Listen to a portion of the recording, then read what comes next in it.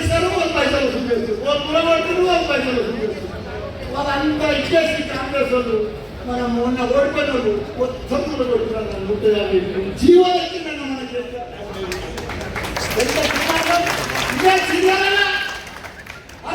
ఆడడం లేదు, ఒక లీడర్ లేదు, ఒక నాయకులు లేదు.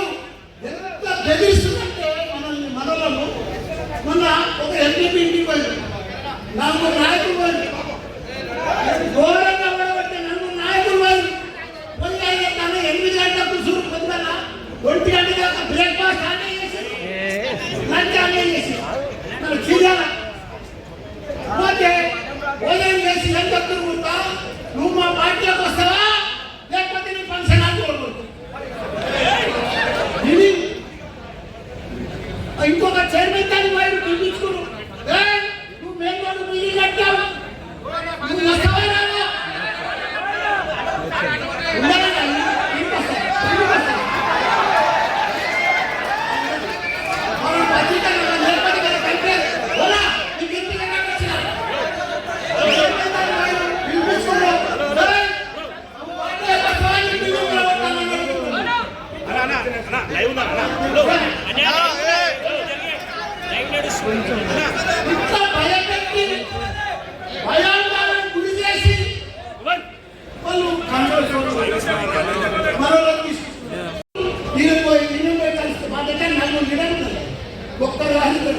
దీనికి పోతే ఆయనకోవడం, ఆయనకి పోతే ఈయనకోవడం, దానికి పోతే సార్ వాళ్ళు ఎక్కడ ఎవ్వరు పార్టీ పోవాలి సార్, వాళ్ళని కోర్టు పోయాలి,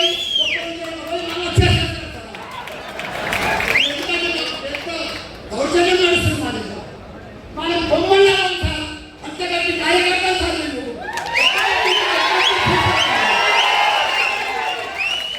గొప్ప నాయకులు.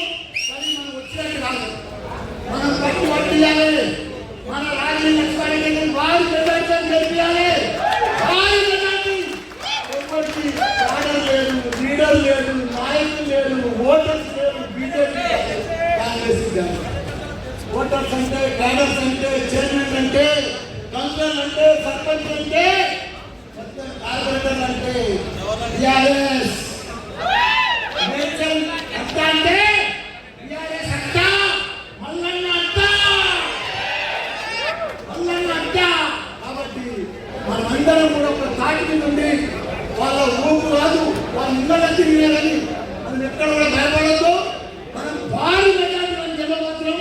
మన లక్ష్మణ చాలా మంచివాడు, మొన్న కూడా చెప్తున్నాం, నాకంటే కూడా మంచివాడు.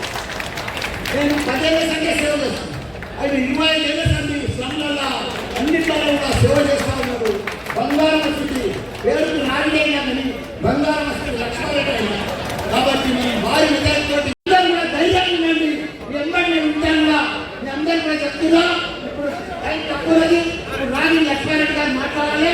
రాగిడి లక్ష్మారెడ్డి గారికి ఓటేసి భారీ ఎత్తున గెలిపియాలని కూడా కోరుతున్నా. జై తెలంగాణ, జై కేసీఆర్.